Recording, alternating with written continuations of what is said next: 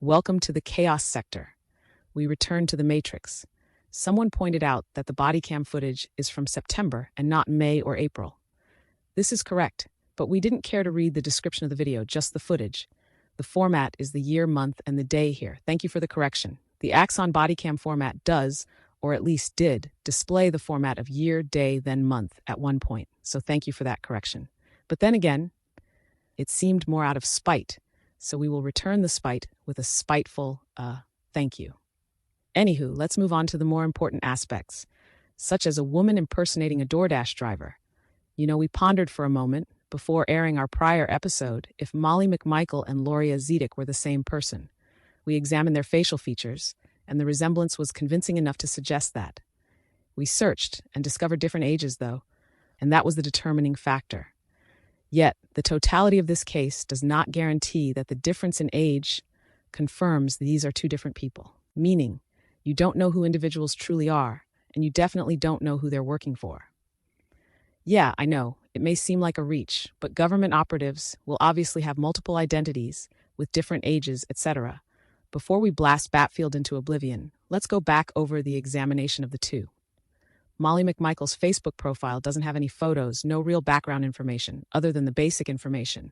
No friends, no work or education, no information about family. There's not much to go by. Sure, some people don't feel the need to add all of that, but Molly McMichael has been active on this page. As we pointed out, Michelle Madison Morgan sent her a post about communicating with the drunk buffoon, and her most recent upload was in April of this year, the same upload that Morgan left a post on. Speaking of her, there were a few more posts from that thread. Quote, "Hi Molly, Daniel from the Drunk Turkey Show on YouTube is attempting to get a hold of you in order to give you some helpful and important information about something. Just wanted to let you know. Prayers for everything you're going through." At Gray Hughes, not yikes. I'm not friends, so couldn't. It sounded important, so I wanted to help.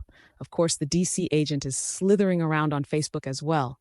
He responds, "No, it's not important, other than he just wants to interview her," which is cool, so he should reach out to her.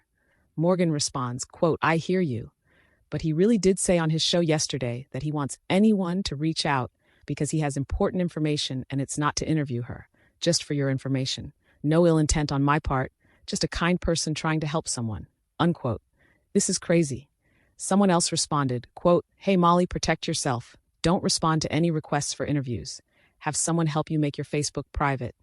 Peace be with you," unquote.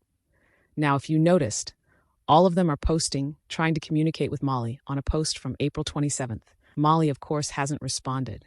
Everyone has flocked to this page recently, yet it seems there may be something suspicious about it. Also, what information could the drunk buffoon have to relay to Molly? That's worth communicating with her about. She's the one with the alleged important information, being a witness in trial, right? It is to interview her, pay her a few dollars, and reiterate the claims of her being a witness. We decided to search all of her posts on the page, and we have 2025 to 2017 of a bunch of Temu links for gifts, prizes, and such. Approximately 8 years, and you're telling me there's nothing about DoorDash. We tried to find a post about being a DoorDash driver, and nothing. There was a gap between December of 2022 to February of 2017. Where is November of 2022? Wasn't Molly McMichael DoorDashing during this time frame? It's just odd that a DoorDasher doesn't have anything on their page about it, right? Tons of Temu links, gift promotions, and all, yet is not advertising her DoorDashing services. That's a bit strange. Something that's also a bit strange is that Molly's husband, who is allegedly deceased, has Molly, his wife, as a friend, but Molly doesn't have him as a friend on her page. She doesn't have any listed friends for that matter. The other issue is there are no photos of Molly and Pat together on his page, yet there are photos of their children. Even the dog is acknowledged, quote, "my other baby," unquote. So we assume the main baby would be Molly, right? Yet there is not any photos of them together on his page, nor on Molly's. So it's almost like they weren't married.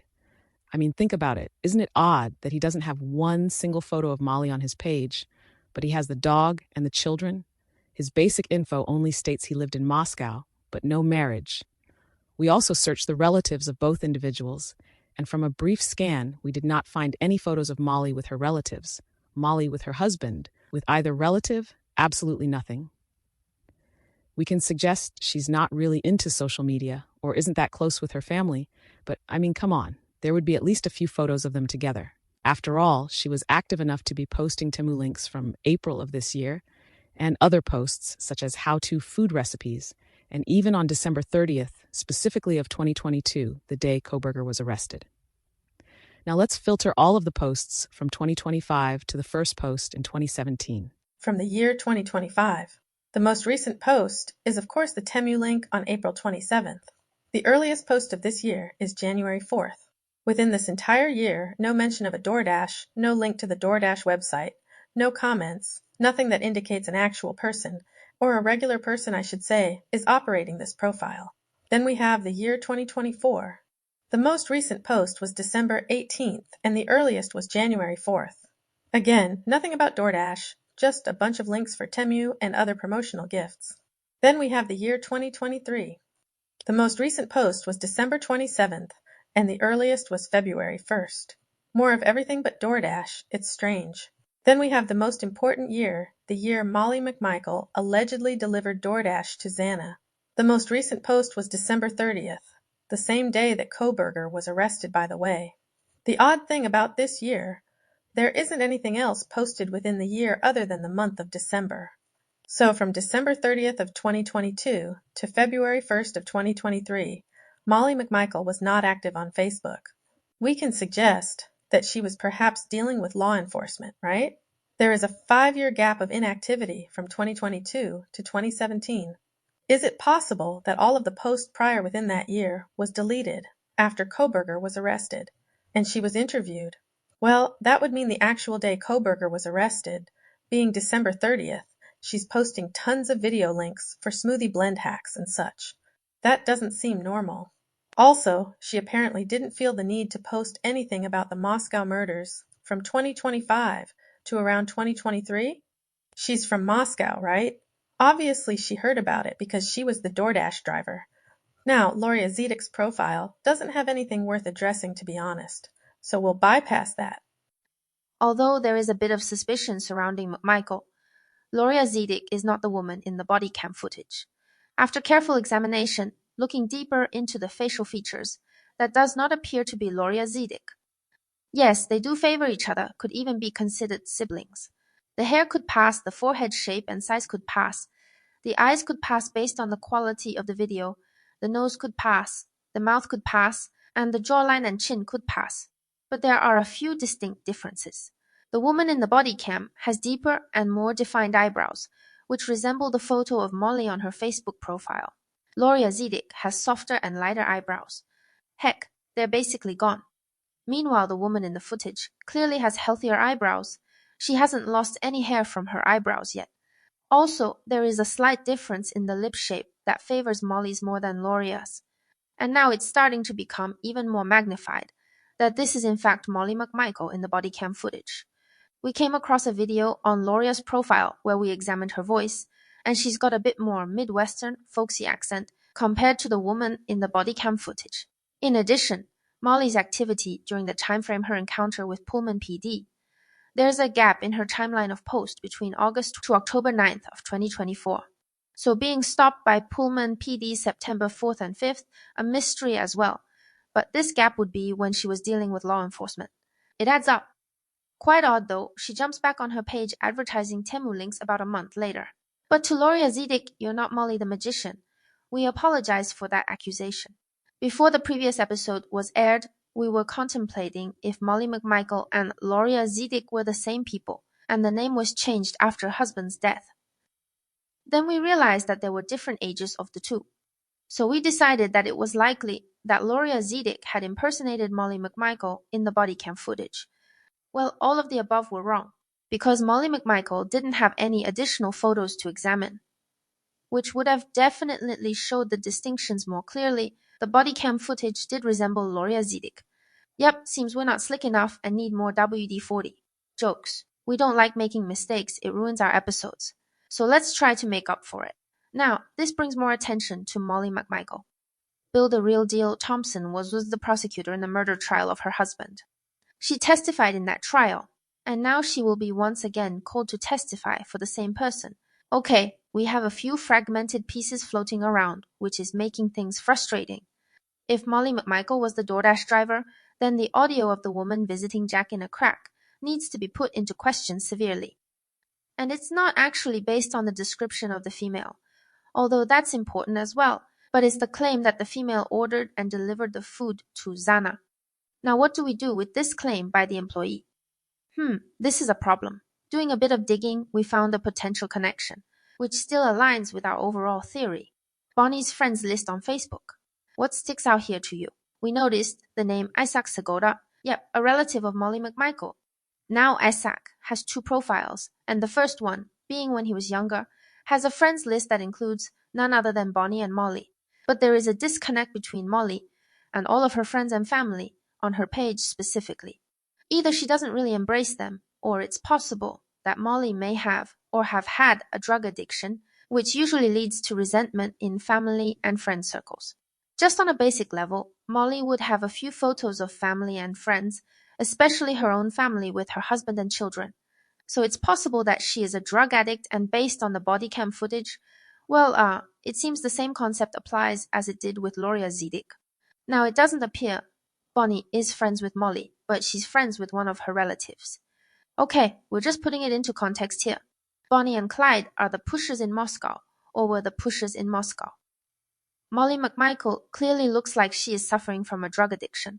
The nervous twitching, the constant fidgeting, and facial expressions, these are symptoms of a drug addiction. And Officer Jordan claimed to have discovered meth in the truck, which apparently was the same truck used to deliver the DoorDash that night. Oh, really? Here's what seems to be the case, which still ties Bonnie and Clyde to the crime. Molly McMichael was used to deliver the DoorDash, but was sent to check the scene out after the murders. Now it makes sense. We did say that Bonnie had her workers under her wing also. So to keep herself clear from the crime scene, Molly was used as the stooge, reporting back to Bonnie and Clyde about everything. We're just trying to put the pieces together, because Molly in that body cam footage is definitely showing symptoms of a drug addiction. And with that drug addiction, a relative being friends with Bonnie, we have to assume that there is a connection between Bonnie and Molly. She sells drugs, Molly is a drug addict one of Molly's relatives is friends with, or was friends with, Bonnie in the same town. I think that's enough supportive information to justify this theory. Mind you, Molly was never arrested for both stops by Pullman PD, and since Officer Jordan was familiar with her, this means she was in Pullman quite often. Yet in her condition, we have to assume that Molly has been on drugs for quite some time. It's not the prescription drugs, and even if it were prescription drugs, there is a criminal charge of driving under the influence. She has never been charged with this crime in both stops by Pullman PD. In addition, she's driving her boyfriend's truck, not her vehicle. If there were drugs in the vehicle and expired tags, weren't they supposed to arrest Molly for these crimes? I mean, if she's driving a vehicle with expired tags, allegedly meth was discovered in the vehicle, and it's obvious she was on drugs, why wasn't she charged with a crime? But then again, she actually was arrested. Someone named Christy Nevada has raw video footage of that body cam, which shows the booking. As we see here, Molly has a mugshot. Now maybe we've overlooked it, but if someone can find this mugshot, it would be great. She's definitely being booked here. Later on, Molly is providing her fingerprints as well. So Molly has been arrested. Well, at least it appears so. It is ironic, though, that both Molly and Gloria reside in Moscow, and Gloria has the charges that Molly would also have. Her criminal charges are publicly displayed, though. Meanwhile, Molly McMichael, who is clearly a drug addict, does not have any charges on record, not just from this prior stop, but just in general. She would have a few charges on her record. Don't misunderstand, we're not insulting her by any means. She lost her husband in 2013 and struggled to raise her children. We can assume Molly started doing drugs soon after, perhaps a year or two later. That's close to 10 years of drug use. And there is no way that she does not have a criminal record unless everything has been temporarily cleared for this high-profile case. This is a high-profile case that can potentially expose an entire criminal enterprise, spanning across the country. Someone being alleged to be a witness the night of the murders?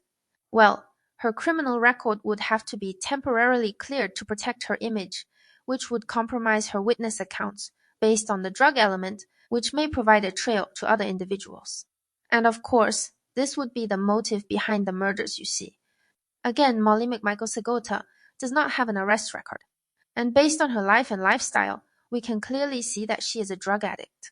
Everyone has started to really dig into her background, but there has been recent footage of the continuation of her ride along with Pullman PD. Now it appears that the officer basically tells her he doesn't want to arrest her and is giving her a chance. Oh, okay, just let her drive around drugged up off meth and prescription drugs, driving a vehicle with expired tags. Oh, okay, I guess that's how things work in Pullman. Now, in that body cam footage, he did ask if she sought out treatment. But this only proved that the officer knew she was a drug addict, you see? Yeah, that's important, showing a concern for Molly's well-being. But on the flip side, you're law enforcement, and if she is driving around high on drugs, with drugs in the vehicle she's driving, she has to be arrested and charged with possession of controlled substances, and driving under the influence. You don't drive her around giving her a pity speech. Interesting enough, Pullman PD did book her. Yep, mugshot, fingerprints, Molly was booked into their database. We can't find it anywhere. But let's not venture off too much into that right now. Rather, we'll get back to the conflicting information. Early on in the case, a woman visited Jack in a crack.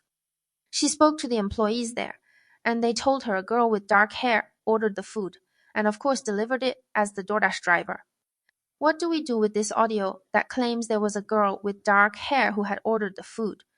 Molly wouldn't have been described as a girl. The employees would say a quote. Lady had ordered the food. You know what? I think that's a great way to end this episode. Because we have to go back and find that audio to really put things into perspective. We needed to correct our previous episode, but I think the nickname Molly the Magician still applies at this point. How about we do it now? There's no need to wait to the next episode, right? Okay, do we have the audio? Oh yeah, let's finish strong. Hey, isn't this the Jack in the Box where they got, remember the Koberger murders in Moscow? Yeah. Xana got Jack in the Box Yeah. from here. We had police officers and feds up and they were like asking for our footage and stuff. Are you serious? Yeah, it was kind of crazy. And it happened there was a couple they came in here a few days, not in a row, but there was a few times they were in here asking because I don't really know how they found out what the evidence was. Well, because it was like the DoorDash got picked up from here. Yeah. Did you ever find out who the DoorDash driver was? I don't know if I've heard personally. I've seen it through. I know I've made the dude's food a lot though for the guy, and I remember his name very clearly up on the screen. I actually didn't remember it. What is it? It's like Brian's something. Brian is like Brian C. I just don't know the last name clearly, but Was it Brant Kopaka? no, it was Brian Koberger or something like that. I think that was his name. The DoorDash driver? No, not the DoorDash driver. The person that. Yeah, the killer's name.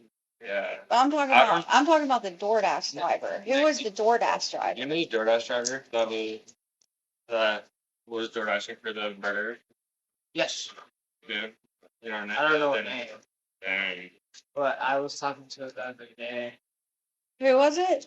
I don't remember her name, Oh, it's a girl. but yeah, she has black hair. Yeah, that's crazy. When she came in, she said she thought, because I hadn't seen her in a while, she thought they were dashing for a little bit because the FBI was investigating the whole thing. Yeah. Oh, so she probably had trauma.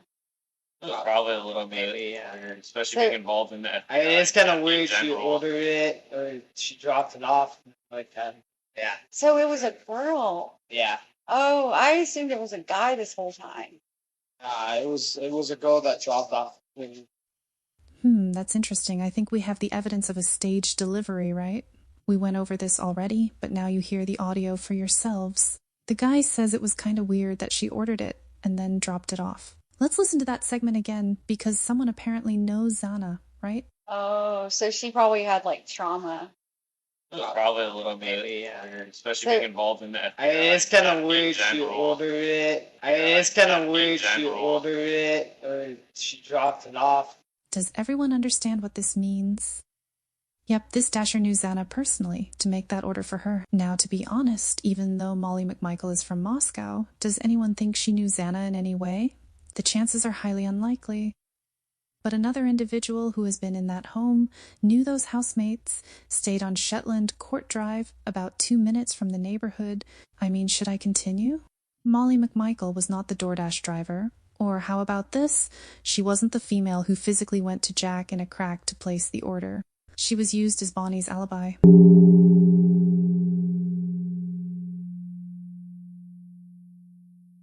Yep, let's continue though. Oh, you don't know her name? I don't. Oh, and she still drives now again. Every now and then I see. So, do you think Brian Koberger himself was a DoorDash driver at some point? Maybe, honestly. I mean, do you remember ever seeing him be a DoorDash driver, like around here, or picking up from here or whatever? No. Well, I was just wondering because I thought it was weird that like the DoorDash person came at the same exact time he did to Yeah. the house. Like, what are the chances of Yeah. that? I don't know. Now, this audio was never discussed in mainstream media, and it's actually witness accounts of employees at the crack. So if the FBI was snooping around there, as we pointed out early on in our investigation, it's obvious those employees were shut down. Because if it is revealed that the DoorDash driver not only delivered the food, but literally ordered it, then the person depicted as the driver right now, in Molly McMichael, would have to establish some form of relation to Zana to place an order for her. Molly would have to know Zana personally to do such a thing. And then the next question would be, why did she order food for Zana in the first place? How are you associated with one of the victims, huh? That would be brutal on the stand. Yep, the defense needs that audio. Because those employees are describing a younger female with dark hair, and that the female ordered and delivered the food to Ziana. If Molly decides to go through with the testimony, she is flirting with disaster, not only for herself, but for the entire state. So, Ms. McMichael, you claimed you were the DoorDash driver the night of the murders, correct? Yes, ma'am, I was the driver that night. Okay, I have a few questions about that night, and the delivery specifically. Something seems a bit odd, and I just want clarification. Ms. McMichael, did you communicate with Ms. Kernodle that night? Yes, ma'am, I communicated with her. Yes, I did that night. Great. Could you provide the court with this communication before the order was delivered? Yes, ma'am, sure I can. So I got a notification for the custom request for Jack in a Crack. I'm sorry, Jack in the Box. Sorry, I'm kind of nervous. But I got the notification around, let's see, I think it was like around 3 a.m. Yeah, around that time. Good. So I assume you accepted the request, right? Correct, it was around 3 a.m. or so. Then I drove to, oh, I'm sorry. I'll let you ask me more questions, sorry. No, it's fine. No need to apologize. The courtroom can be a bit intimidating, especially if you have to testify as a witness. Ms. McMichael, the Jack in a Box you picked up the order from was located in Pullman, Washington, correct? Correct. I often service the Pullman, Moscow area. A lot of college kids use our service, you know. I bet they do. They eat a lot of fast food. It's not really healthy, to be honest. But, Your Honor, I have an inquiry that seems to create a bit of confusion surrounding this delivery. I present Exhibit A to the court. This is an audio excerpt from that very location in Pullman, Washington. Now, what I want to do is simply play this audio and try to understand what it actually tells us, because there is a claim that I think the court would find quite interesting. Hey, isn't this the Jack in the Box where they got? Remember the Koberger murders in Moscow? Yeah. Xana got Jack in the Box from here. We had police officers and feds up and were like asking for our footage and stuff. Are you serious? Yeah, it was kind of crazy. And it happened like there was a couple like they came in here a few days, like not in a row, but there was a few times they were in here asking because I don't really know how they found out like what the evidence was. Well, because it was like the DoorDash got picked up from here. Did you ever find out like who the DoorDash driver was? I don't know if I've personally, I can't do. I know I made the dude's food a lot though for the guy, and I remember his name very clearly up on my screen. I actually didn't hear it. What is it? It's like Brian something. Brian is like Brian C. I just don't know the last name clearly, but like. Was it Brent Kopaka? No, it was Frank Burger or something like that. I think that was his name. The DoorDash driver? No, not the DoorDash driver. The person that. Yeah, the killer's name. Yeah. I'm talking about the DoorDash driver. Who was the DoorDash driver? You know the DoorDash driver that was DoorDashing for the burger? Yes. Yeah. You know, I don't know what name. Dang. But I was talking to her the other day. Who was it? I don't remember her name. Oh, it's a girl. But yeah, she has like black hair. That's crazy. When she came in, she said she thought for that hadn't seen her in a while. She thought they were dashing for a little bit because the FBI was investigating the whole thing. Yeah. Oh, so she probably had like trauma. Probably a little bit, yeah. Especially being involved in that. I mean, it's kind of weird. She ordered it, or she dropped it off like that. Yeah. So it was a girl. Yeah. Oh, I assumed it was a guy this whole time. It was a girl that dropped off. When I listened to this audio of a woman who had visited the Jack in a Box, the interesting thing that stood out to me is that the employee mentioned how the DoorDash driver ordered the food for Zana. And it made me ponder, how is this possible? Based on the PCA, it states that Zana ordered the food through DoorDash, and that order was delivered by the DoorDash driver. Now this would be Molly McMichael, our witness testifying in this trial. Now if I'm not mistaken, someone can order food for another person. That's not the mysterious element here. The mystery here is that we have two different sources of who ordered the food. In the PCA it says Zana ordered the food. But in the audio, it says a girl with black hair ordered and delivered the food. This would be the DoorDasher. So what I need to understand is who ordered the food that night. The employee found that a bit weird. And it would be weird if the PCA claims Zana ordered the food. So in retrospect, the employee was probably thinking to himself, wait a minute, the DoorDasher didn't just pick up the order for Zana, they ordered and picked it up. Ms. McMichael, did you order the food at Jack in a Box that night for Zana Kernodle? Ms. McMichael, I need you to answer my question. Oh, I'm sorry, I was just thinking.